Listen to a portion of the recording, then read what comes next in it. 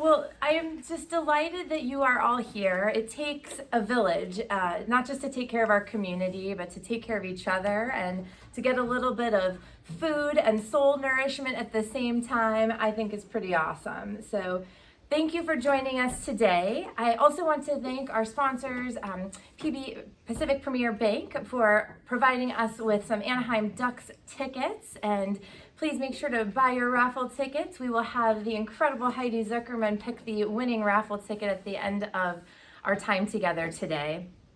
Also want to thank so much Catherine, Michelle, Christine, and Karen for all of the work doing all of the things to make today a lovely lunch and an online available event. So we are so grateful again for the village it takes to bring us all together.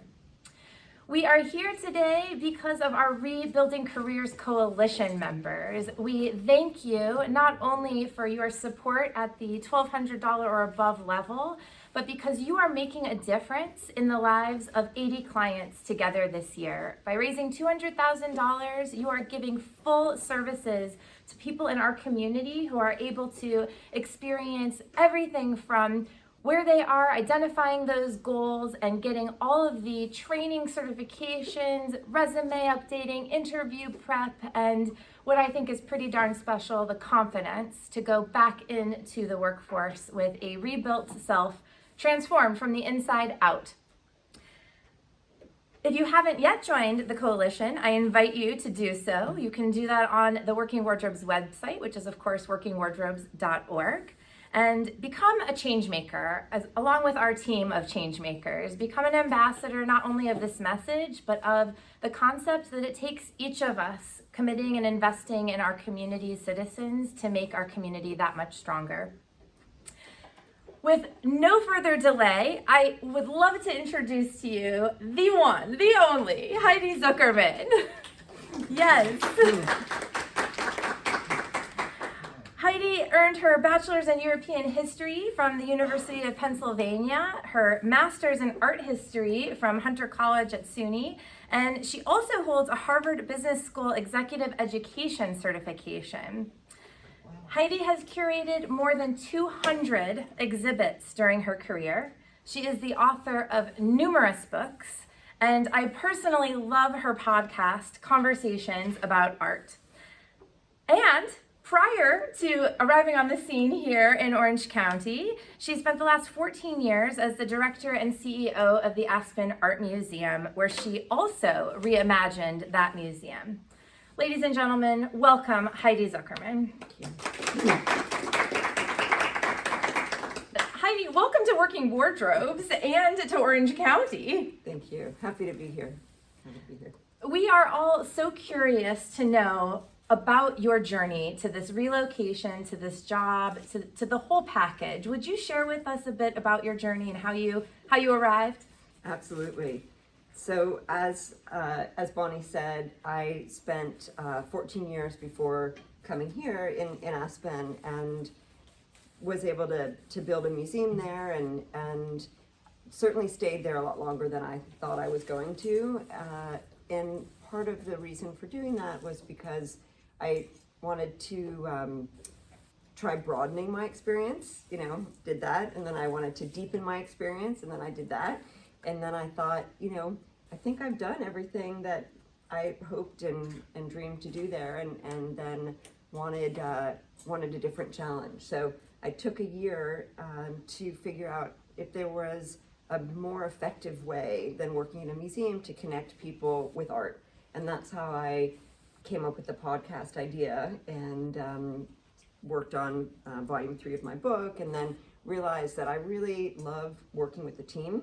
I really like actually talking to and seeing and having the kind of physical connection with the people that I am sharing art with, rather than just recording a disembodied voice on a podcast or writing a book that people buy on Amazon and you don't get to kind of see them.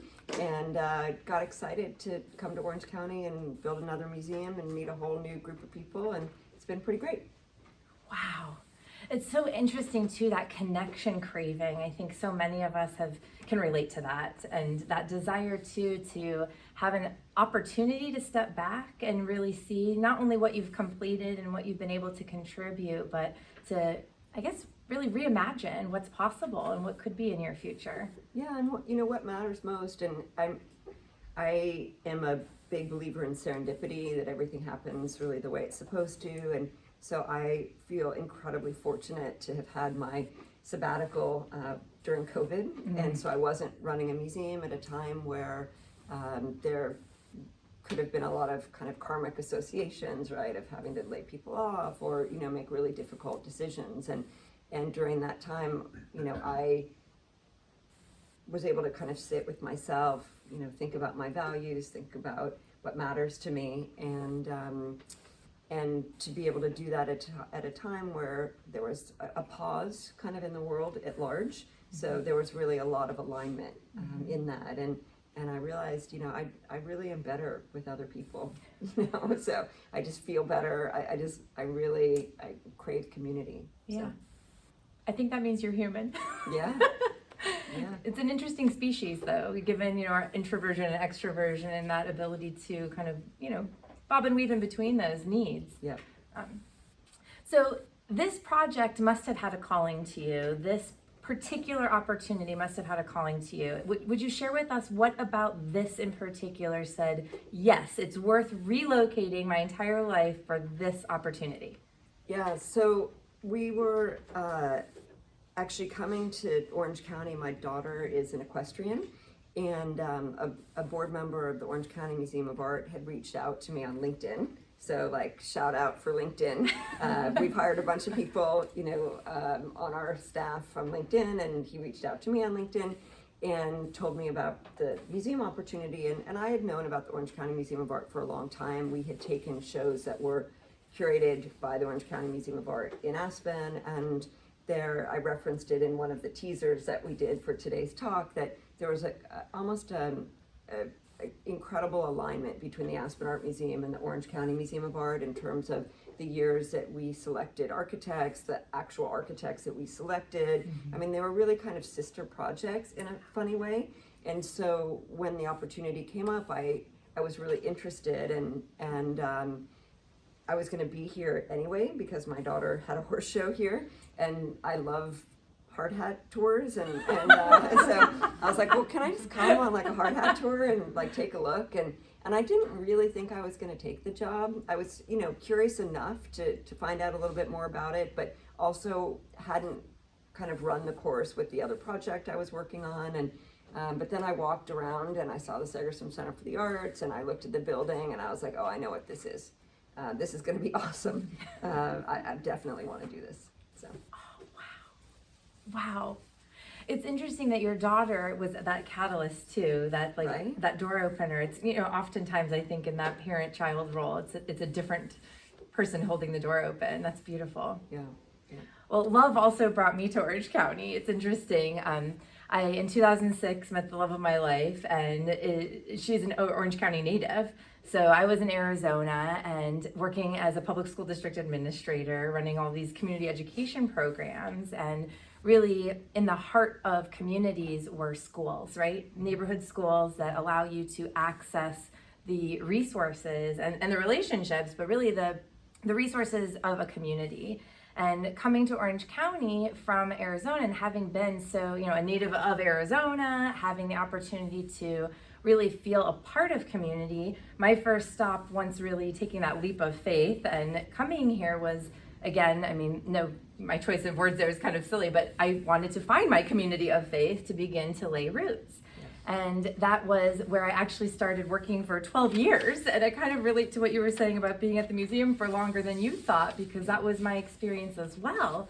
But I think cumulatively too, it's like these puzzle pieces of life come together. I think you use the word serendipity, and this it's way beyond us kind of a way.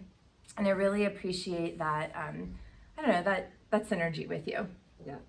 Yeah, one of my sort of favorite expressions is man plans and God laughs. Totally. So you're like, yeah, totally. right? Just, be open to the gifts that you're given. So. Well, and you are really masterful, I think, about being in flow and open to it. And you and I talked a little bit about that, about just when you force it, it doesn't really work anyways. So kind of got to go with it. Yep. And as leaders, that's an interesting paradox, right? To not force it and drive everything, but to be open and available to the flow. Yeah, and to be really clear, I think, with intention, like what matters most, and to be able to stay at kind of a high level. So not to be able to, not to feel the need to get into the weeds, to really feel comfortable hiring the right people, letting people do their jobs, and being really clear on articulating the vision and inspiring people to work together to make that happen. Oh, exactly. Well, I feel like I'm the new kid on the block. I've been here a couple of months at Working Wardrobes. You've been in your role for is it almost a year now, or is it fully a year? Yeah, fully a year. Yes. Wow. Every day when I come home, and I know I'm still new, but every day when I come home, I always say I am, again, inspired today by the work that our team is doing. And it's kind of what you were saying, Heidi, that vision of Working Wardrobes to really change lives from the inside out, to empower people with dignity, to be able to rebuild their careers and help themselves. It's magical, and it really does take a village to do it. And this kind of investment of the entirety coming around a person to offer that hand up is just incredibly inspiring for me. So I'm curious, what do you come home saying after your work days, even a year in? I mean, honestly, it's different. Every day it's different. Not that I don't feel that. Some days I do, and we're not currently open to the public. We're in the final stages, really, but of the construction of a new facility, and there's so much change. There's so much building. And I really, a year in, feel so excited about the team that I've been able to assemble. And there's a very short runway between when I was hired and when the museum's opening. So I'm different than Aspen, where we had a long time and we could, groom a lot of people and have them grow into their roles. This was like, again, not very long. And so the team that I have built is really people who are experts in their areas of experience. And so, I come home with a kind of different experience every day depending on what I have been working on. Yesterday, I went to LA and went to art storage with a donor and looked at works that they're considering giving to the museum. And then I ended a day with a hard hat tour, and there's so many pictures of me in a hard hat. Some days I am, working on the exhibition schedule and talking with artists, and we're commissioning artwork for the opening of the building. And sometimes I'm meeting with my counterpart at the Sigerson Center for the Arts to talk about how we serve school kids and how the mechanics of security on the site will work. So it's very different every day, and I actually try and really practice leaving the experience of the day, at work as I come home. Mm-hmm. So. Will you please share more about that? I experience you to be a person, like you said, that lives with a lot of intention. So how do you do that? How do you navigate that transition between work and home and leaving it at work? So interesting, because my son asked me a similar question the other day, and he asked for feedback on a situation that we had, and I said, my observation is that you were attaching to something that had already happened. And so my suggestion would be to not do that. And the way for me to do that is to just be very present and to kind of talk to myself about, what's my intention for today? What do I want to achieve? What do I feel good about having done today? What I might like to try and do tomorrow, but not to kind of have bleed between the past and the future, and really just be in the present. Oh, yes, please. Yes. I need to do more of that. We all have the opportunity to, I have a kind of a Buddhist practice, and the idea of beginner's mind, like every day we get to start over and get a clear slate. Mm-hmm. So yeah, tomorrow. Yeah. Or today. Or right now. Right now. Exactly. Yes. Oh, I really appreciate that so much about you, Heidi. And this is definitely hashtag life goals for Bonni Pomush. So you're sort of in retrospect, and I know that's again a little bit ironic given that we're talking about letting the past be what it is. But I think we also learn so much from our reflections and our review of where we have been and choosing where we want to go. Mm-hmm. Would you reflect a little bit aloud with us about how you felt and your experiences over this last year? Sure. So at first I felt like I was drinking from a fire hose. I can relate.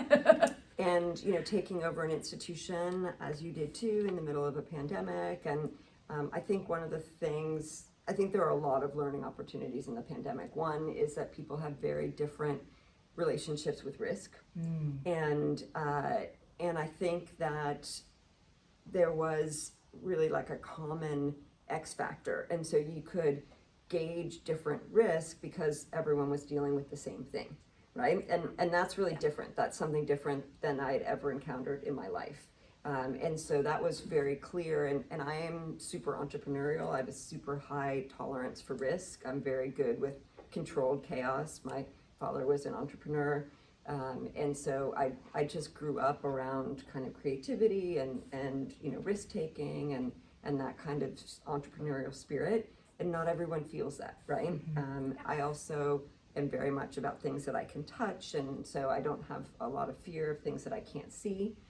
So I was affected maybe differently than some other people were during the pandemic. And so coming into a situation and then managing a whole bunch of people that you've never met before who have all sorts of different risk tolerances, there were different challenges and opportunities within that for sure. And I would say, another factor in the last year is I really love living here.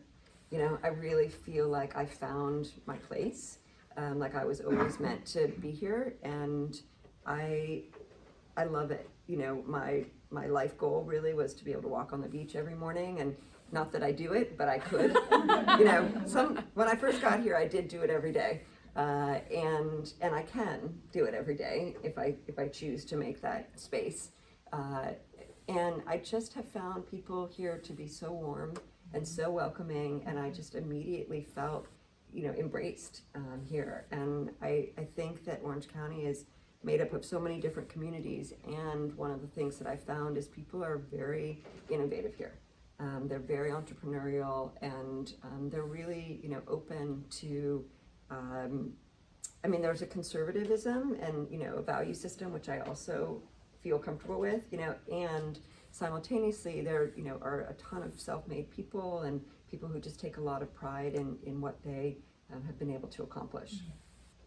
And share, I think. That's what I experience anyway. And I think when you talk about this warmness, I was pleasantly surprised upon arrival in Orange County that there was almost a Midwestern type of charm, that people were open to connection. And that was before the pandemic, just to clarify.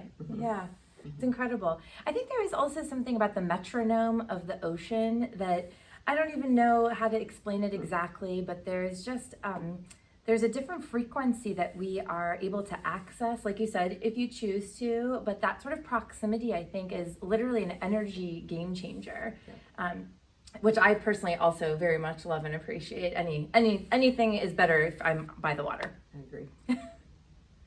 Well, there's also this piece of what you talked about, which is sort of the choice to be risk adjacent or in it. And at the beginning of this year, our team came together to hit that big reset button. And the changeover from the first and only CEO, our founder, Jerry Rosen, to my leadership, I'm a different person and on a different frequency too. And there was an opportunity we took as an entire team to set an intention and to say, and this is again in that context of now looking back, let's look forward. And what is it that we together want to create this year as our priorities? In fact, if you look over there, there's a jar with a bunch of rocks in it. And there is this analogy or this symbolism, I've seen it done by many teachers, where the jar is a symbol for time. And the idea is if you put in the sand and then pebbles, and then there's no room for the big rocks. And the concept here is to learn that if you put the big rocks in first, the really important things, the big priorities, that then there's plenty of room for the pebbles and the sand. So on those rocks, we each identified what are our priorities, what are the things that we want to make sure to do first this year. And the way I like to think about it is, how does this make my choices easier? When I'm choosing if I have time for that, or if I have space for that, or if I'm going to make that a priority, if it fits any of my 3 priorities that are written on my rock, I'm all in. If it hits 2 of the priorities, no doubt about it. If it's all 3, I mean, forget it. You just call it yes. So I'm curious with you, what are your priorities? What are the big rocks for you? Personally? And professionally, yes, I'd love to know both. So I would say that, I mean, connecting people to art to make their lives better is really like my life's purpose. So straight up. So that one kind of covers like personal and professional. My values, my core values, I would say, are pretty much the same personally and professionally. So they're, curiosity, community, connection, and appreciation of beauty. So those are the 3.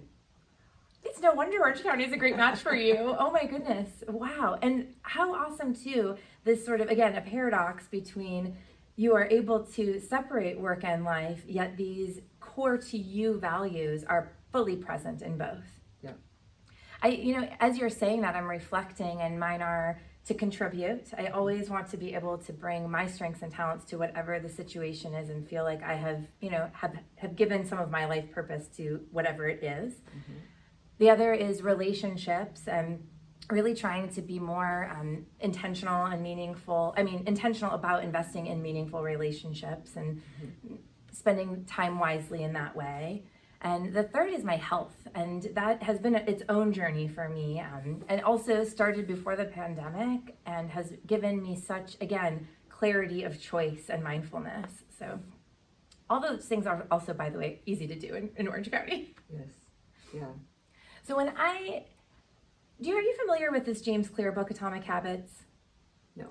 It's a great book that he really kind of sort of takes away the mystery about how can you choose your habits wisely, how can you make them more, I'll say efficient, make it easy for yourself to create that habit, and make the habit you're trying to, not do anymore, make it difficult. Yeah.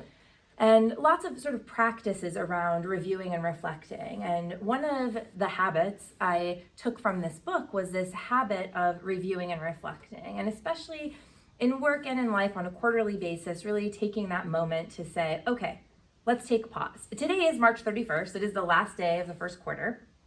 Here's an opportunity to reflect and review. Did I honor my priorities, my big rocks this quarter? Have I accomplished the pieces, those major milestones, that kind of thing? So would you share with us, how has, the accomplishments, the lessons, the experiences of this first quarter of the year been for you? So I love that. We didn't know each other before you reached out and invited me to do this. And what we found on our initial call, and then when we recorded the teasers, that we're in alignment on a lot of things. And I am a super intentional person. I do a lot of goal setting, and I, for whatever reason, have like if I had a personal fiscal year, it starts on May 1st. So I don't know why, it just does. So my goals go from May 1st to April 30th. So I'm in the 4th quarter of my goals. Though I do reflect in with the change of the calendar year as well. And I'm doing pretty well. I have a big fundraising goal for myself. I would like to be able to deliver the new museum with 0 debt, and that is a big deal.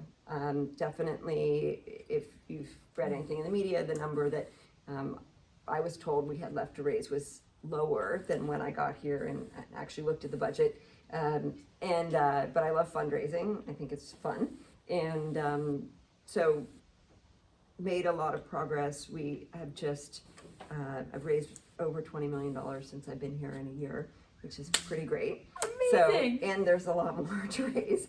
And I feel good about that number. So that's been great. And I was able to bring a new CFO on this quarter, and that is phenomenal. And I am really proud of the fact that I waited and found the right person. It took me almost a year.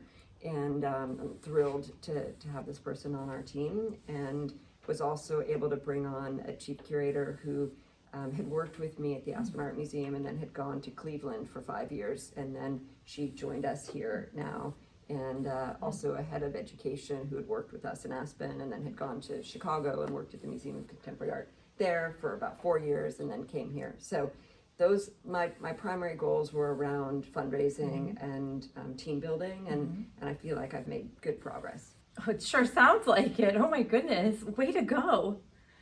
It's kind of daunting when you think about it in that long range, what the impact is you're aiming for. And when you are able to make those sort of, not micro movements, but those milestones and those chunks, it is achievable. And I have no doubt that you will achieve the rest of the final part of the year goals. At Working Wardrobes, we have kind of like the rocks. We have 4 major priorities: sustainability, leadership, growth, and people. Oh my goodness. The way that we have been approaching this has also been really inspiring to me. The sustainability piece, we're really investing in, you're talking about fundraising, in how we steward and thank and take care of the people who we are partnering with, the businesses, the individuals who help make this sustainable change in our community. We're also in the sustainability area looking at ways that we can grow the revenue sources we have. We have actually 4 retail stores that are amazing places to find beautiful clothes that are resale and personal styling even in the stores. So I highly recommend, if you haven't shopped at the Hangar, to check them out. We are aiming to grow, always to grow, meaning that we can serve more clients. On an annual basis, we serve almost 4,500 people every year. That's 4,500 lives that are completely transformed.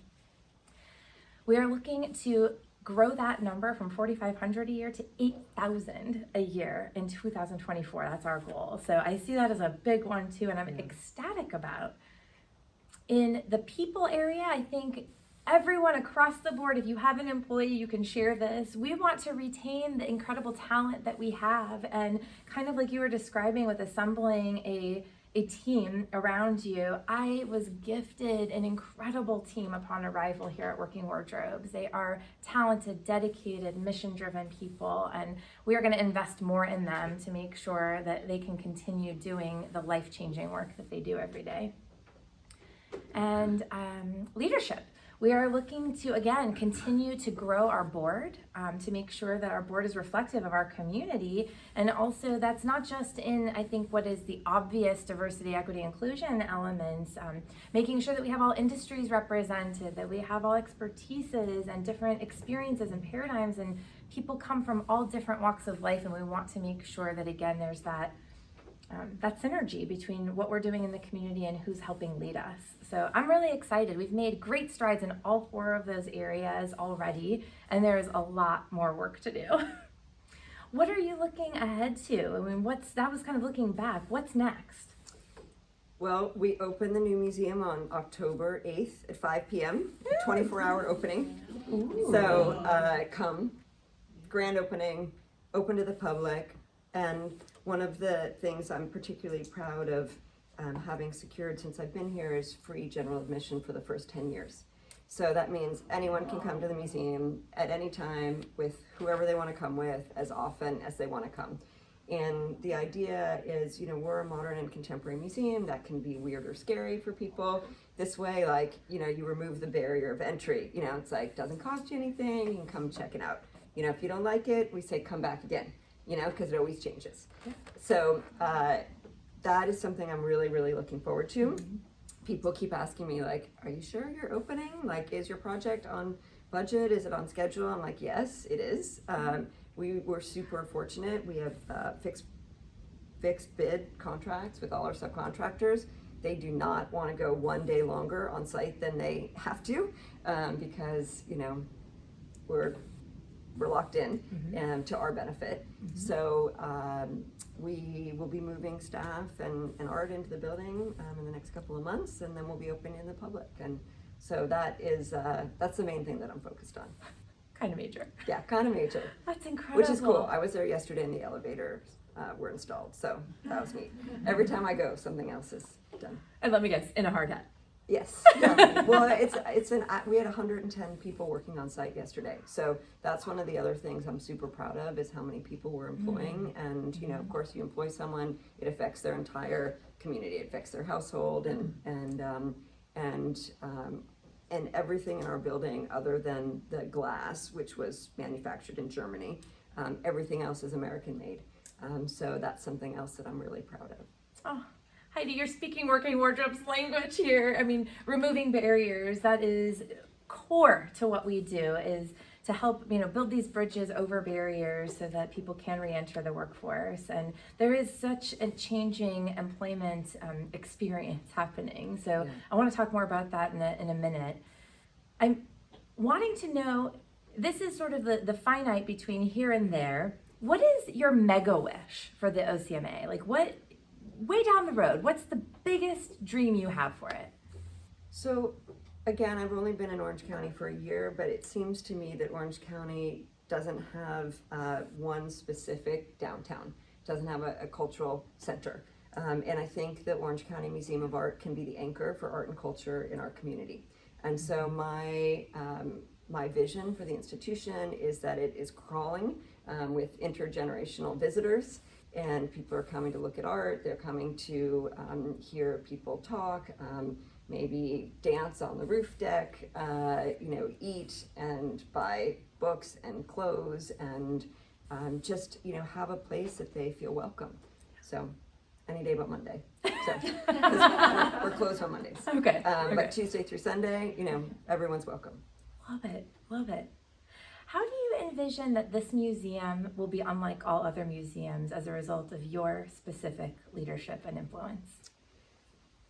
So part of the reason that I came back to run a museum again is I really was impacted philosophically in seeing what was happening to museums in the pandemic. And I sat for a while on the board of the Association of Art Museum Directors, and with a gentleman by the name of Glenn Lowry, who's the director of the Museum of Modern Art in New York. The two of us were asked to run the Futures Task Force for our leadership organization. And we both said, look, if there's a seismic shift, right? Mm-hmm. Like museums are vulnerable, and so people need to come up with alternative revenue sources. And everyone's like, oh, it'll be fine. And it was not, so there was a time during the pandemic where it seemed like maybe 70% of museums were going to go out of business. And that didn't happen because the organization came up with kind of a bridge opportunity for an alternate revenue source temporarily. Anyway, but the main point is that I feel like this is a moment to build a museum for the 21st century, which is about looking at a whole bunch of different communities as constellations within a broad universe. And so that's a big part of why it's important to be free. That's why we're coming up with these alternate revenue streams. We're looking at all kinds of earned revenue, as well as philanthropic support, so that we'll create a permanently sustainable institution. And I'm not saying we'll be the only museum that's permanently sustainable. But I will say that it's way easier to build something, new than it is to try and adapt something that already exists. And so we had the CEO of Sotheby's here, and he said, it's way easier to try and, add a new program to a Tesla than it is to try and update a Buick. So that's part of what we're doing. So like a 70s Buick, not a new one. Just to be clear. Wow. Well, it's like, I'm making this analogy that your leadership is its own art form.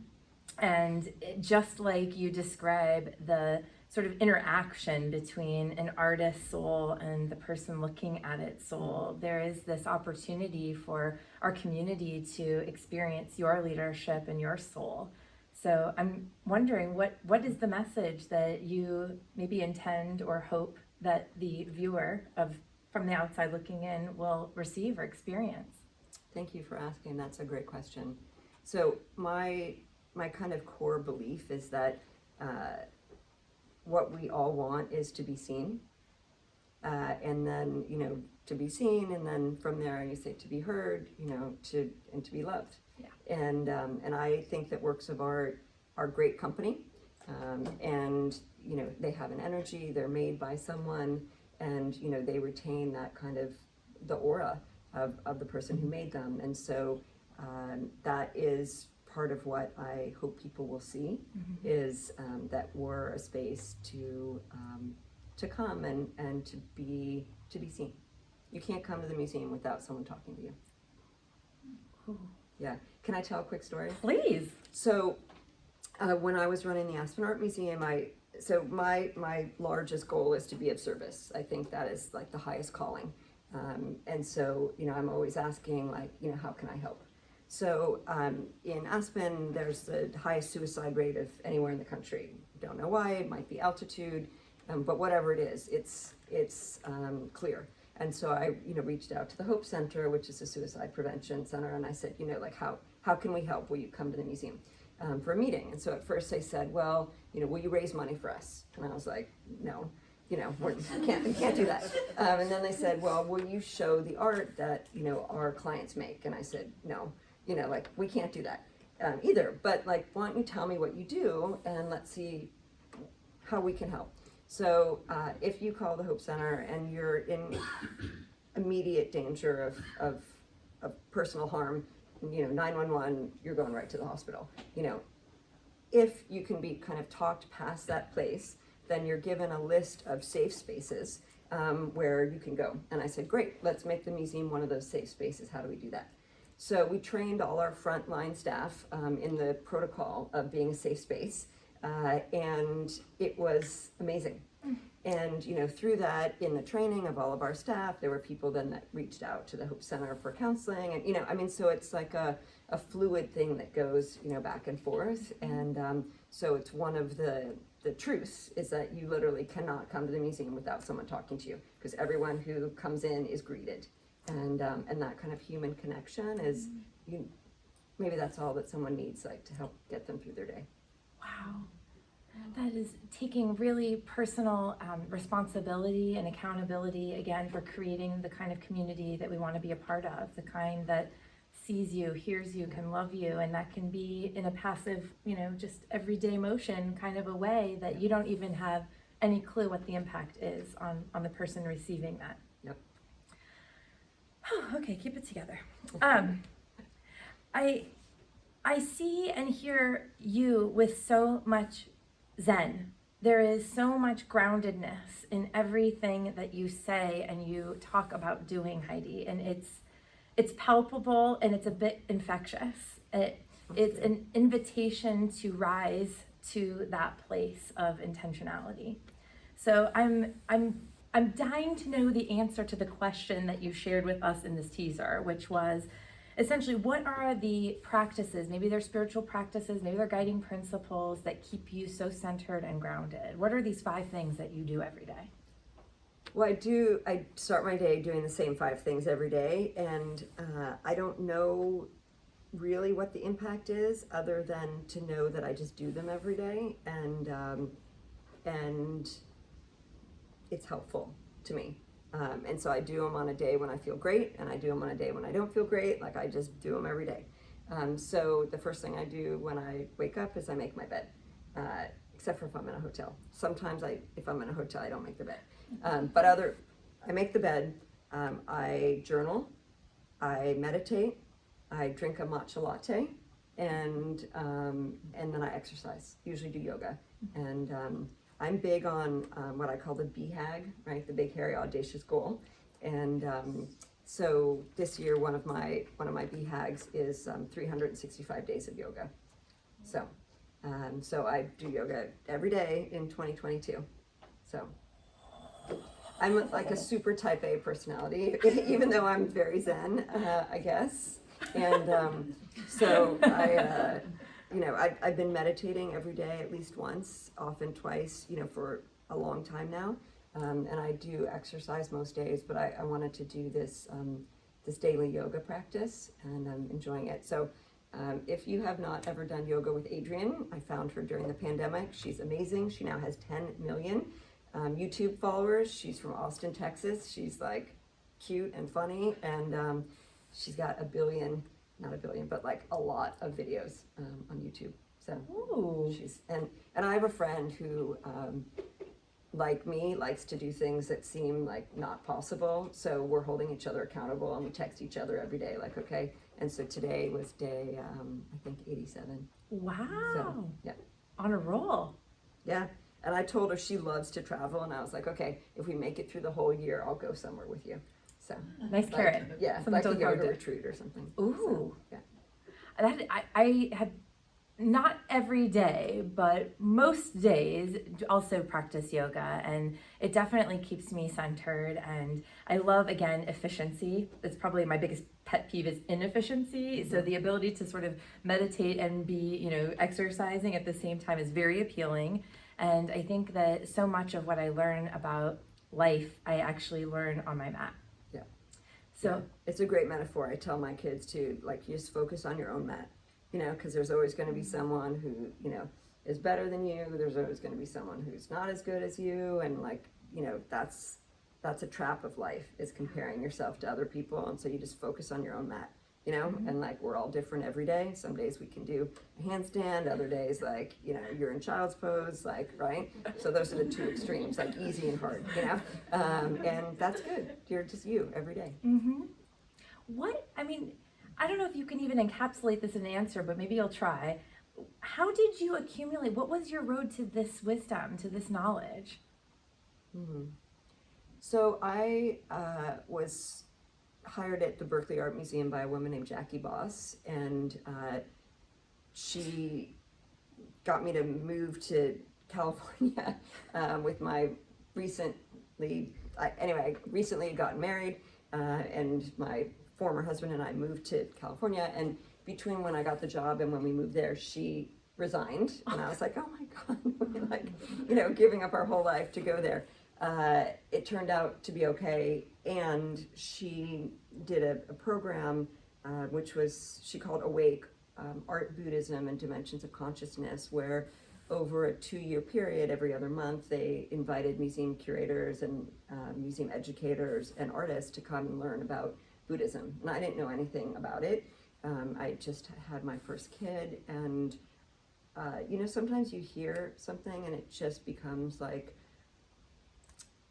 I don't know, like a North Star. And what I learned in that was this idea of practice. And so they were talking about a Buddhist practice, but then I thought about this idea of practice in general, and then, having a curatorial practice. And then I thought about having a life practice. And that has just become how I live. I love that about yoga as well, which is that practicing, meaning that the expectation is that I will stumble, I will fall, and I will choose to get back up and try again, no matter how challenging the pose Yeah. or the circumstances. Yeah, things just are, like things just are. And I used to kind of hate that expression where it's like, well, it is what it is, right? I used to say like, no, because my personal mantra was like, try harder. It's like, oh my God, really? Like, that was a tough mantra to have, right? But, like, it is what it is. It's just true. Like, all things they just are, so you can be good with it, or you can fight against it, or, you can just be. Right. I practice sometimes flow yoga, and that's what I'm thinking about, you being in the flow, right? And Yeah. there's a real surrender about that, and I'm not very good at it. in the type A realm, I am very regimented and scheduled, and all of these things that are the structure that I think allow me this flexibility to be able to say, within these parameters, I can flow. Yeah, everyone gets to choose, right? We all get to choose what works for us. Right, and it's all good. Do you Do you have a practice or a way that you set aside time for creativity? I mean, I'm asking because I get so into the doing and the just get it done and the busyness of things that I don't set enough time, I think, aside to just think and just be. And what do you do? What's your practice? I love being outside, so I prefer to be outside to being inside. If I could live outside, I would, and my kids are like, no, you wouldn't. So, but I love being outside, and I love to hike, and trail run and beach walk, and so that is definitely probably the primary creative space for me, thinking space for me, and then the other is definitely like hot water. So, shower or a bath. I'm a daily bath person. And those are the spaces, in which, my mind shifts from probably like doing to being. That's just that having the time to just be. I relate with that too, with being outside. Yeah. Or those places like where you can't be on your phone, so it's like you really can't trail run, and check your text messages, and like you really cannot bring your phone in the shower. So, I mean, you can. Yes. But our phones are, I think it's a downfall of humanity, I have to say. Oh, for sure. So, for sure. yeah. And this is an interesting segue because I think you're absolutely right that we are very addicted to busyness, to being accessible as individuals, as a culture, all of that. And there is a shift, I hope, that there's a pendulum swing coming to being inaccessible and having be time. Yep. There's this concept I learned from Eckhart Tolle, which is essentially in order to progress, we must regress, and that out of all evolution has been some sort of challenge or barrier. And you were starting to talk about this, and I was like, let's hold off on that for a second because I really want to get into some of these barriers. As I shared, we help people for a mission, we help people overcome barriers, and that is to say they're experiencing some challenge that is about to catapult them into new possibilities. What barriers have you overcome? So many, that's it. And I like to think that, whatever our own personal challenges are, they're hard, right? And so there's no hierarchy of hardness, so I would say one thing probably was, choosing to have a family and have a career, and have female colleagues say to me well, if we're both up for a job, I'll get it and you won't because you have a family. And I was like, really? Okay, maybe. Won't the best person for the job get the job? Or having a male boss say to me, well, you have to choose between being, taking care of your daughter and coming to this donor event, right? You can't do both. And having that be the deciding factor for me to go from being a curator to being a museum director and being able to be a different kind of leader. So those are some of them. Those are big ones. They really are. And they're similar to how some of our clients are also challenged with childcare, transportation, any, access to technology, whatever it is on a daily basis. As humans, we can help each other build these bridges over barriers. One of my favorite yoga teachers talks about equanimity in the sense of get comfortable being uncomfortable. And you were talking about this, and I'm hearing it in a little bit of a different realm, which is interesting, right? That it is what it is, and we can also work with what it is to choose and change it and evolve. I'm curious, do you relate to that equanimity piece in this, being comfortable in the uncomfortable, and how do you practice through that? For sure. I think that goes back to what I said earlier about being comfortable in chaotic change, and this idea of, I would say that I'm a decision maker. I'm super comfortable making decisions, and a big part of that is because if it's not the right decision, then I just make another one. I'm not attached to the result of that decision. And yeah, I think that I like this Margaret Mead quote that, whatever's in the way is the way. Ooh, sit on that for a second. Whatever is in the way is the way. Mm-hmm. Ooh, and just really leaning into it. Yep. Telling you, you're incredible. Aside from Margaret Mead, have other people, specific maybe or otherwise, helped you overcome barriers and invested in you and your career? Yeah, for sure. I mean, Jackie Boss, who I mentioned earlier, a woman named Kathy Hallbright, who was the director of the Walker Art Center in Minneapolis, and then went on to become the associate director at the Museum of Modern Art in New York. In Aspen, we had tried to build a new museum. We were collaborating, I thought, with the city. Turns out we weren't really. And a project that we thought was moving forward wasn't going to move forward. And, I went to talk to her and I asked her to be my mentor. And she said, no, I can't be your mentor. It's good sometimes when people say no to you. And she said, I just want to give you permission to leave the museum if you want. You don't have to actually get a museum built for Aspen. You tried. People didn't do what they said they were going to do, and if you want to go and do something else, you can. A lot of times women in particular feel responsible for things that aren't really their responsibility. Mm-hmm. And she said, I'll give you permission, you don't have to stay. And that was an incredible gift to me, because then I was able to say, okay, I'm not staying because I have to, do I want to? And then I was like, yeah, I definitely want to, right? So she was another person who gave me really great guidance, I would say. That's fascinating too, just choosing to be where you are, and mm-hmm. also that the freedom to continue choosing, and relating that to your piece about decisions, and it's okay to just make the next best decision at the next available opportunity. Yeah, and I mean, two things. One is I would say using the get to versus have to language. I get to do this rather than I have to do this.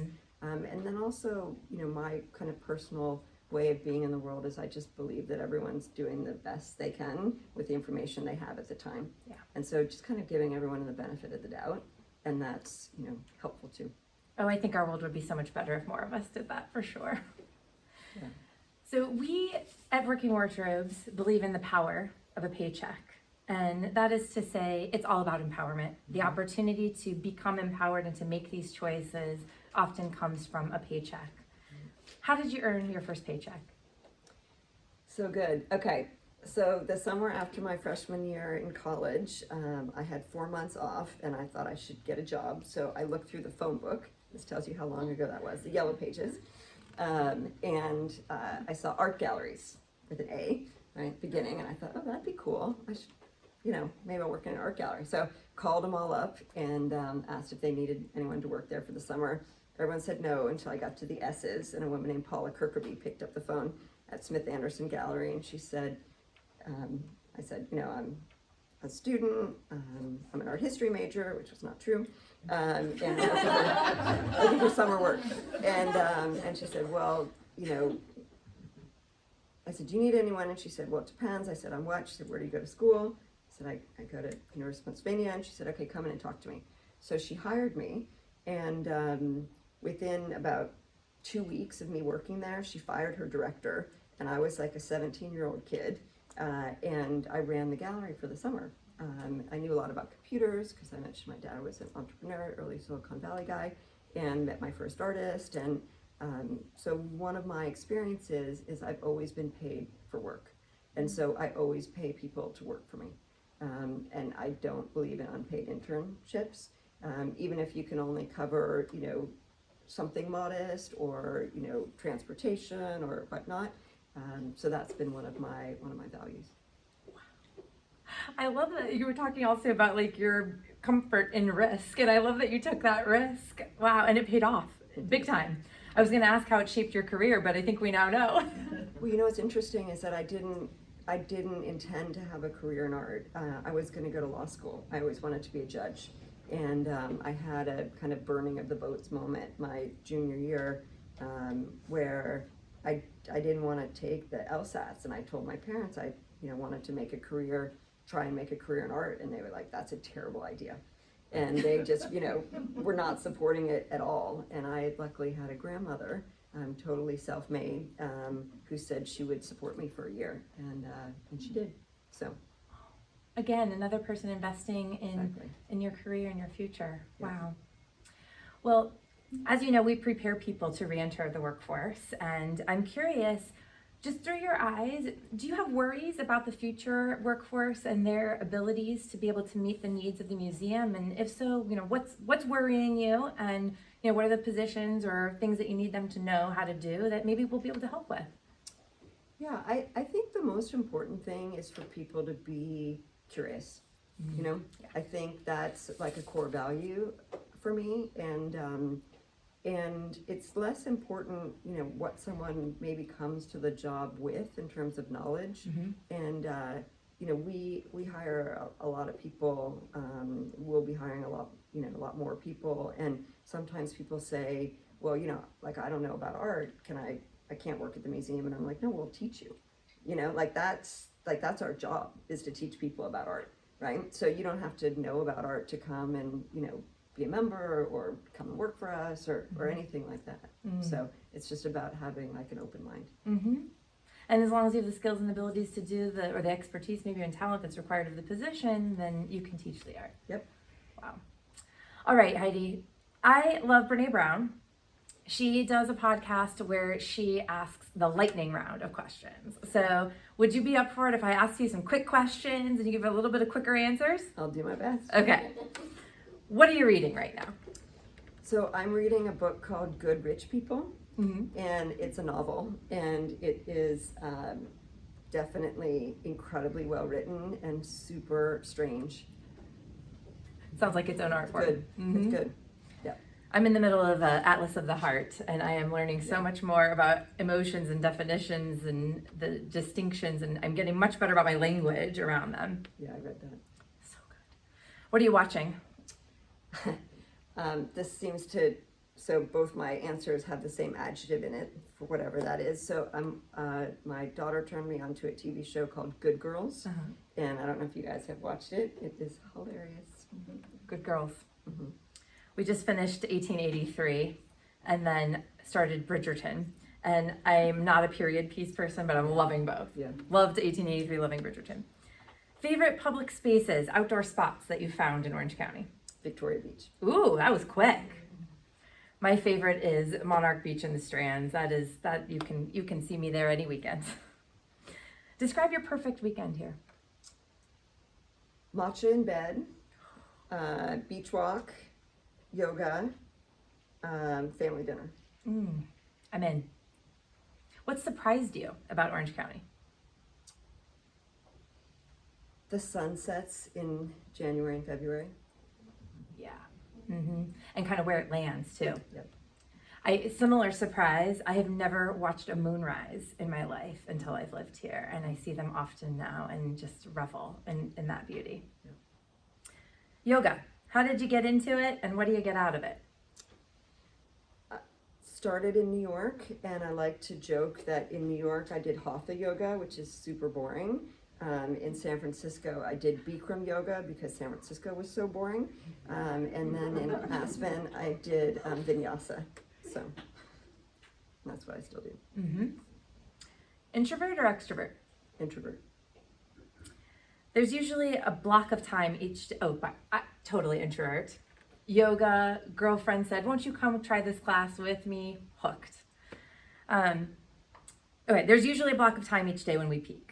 You're really at your best self. When is your time, and what do you like to spend that time doing? Between 6:30 and 8 a.m. and thinking. I think mine's between 10 and 12, and it's usually when I can be my most productive and just hammer out work. What are your guilty, or maybe guilty, not guilty, pleasures? The sun. Yeah. With no sunscreen. Woo! Living on the edge. Heidi, what's your superpower? Spontaneous brilliance.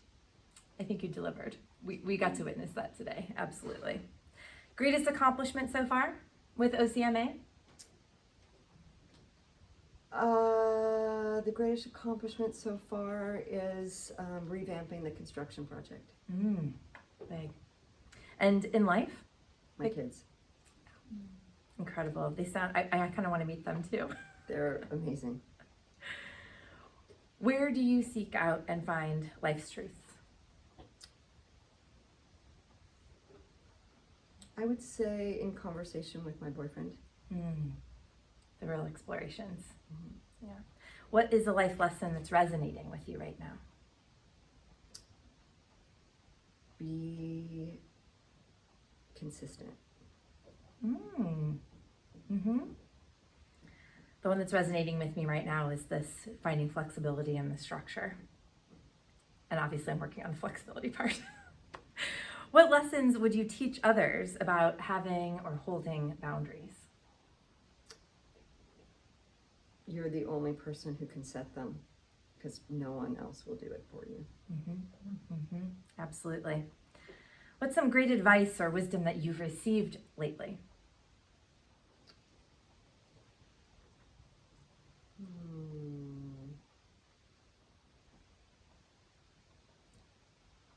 Slightly longer, had a woman on my podcast named Paula Cooper. She was one of the founders, really, of the New York art world. Had her first gallery in 1957, and I asked her, what wisdom, what advice would you give? And she said, most people doubt themselves, and she said, be confident. Be confident. And great advice or wisdom that you have given lately? Maybe what I referenced that I gave to my son on the train a couple of days ago. Don't attach to what already happened. Yeah.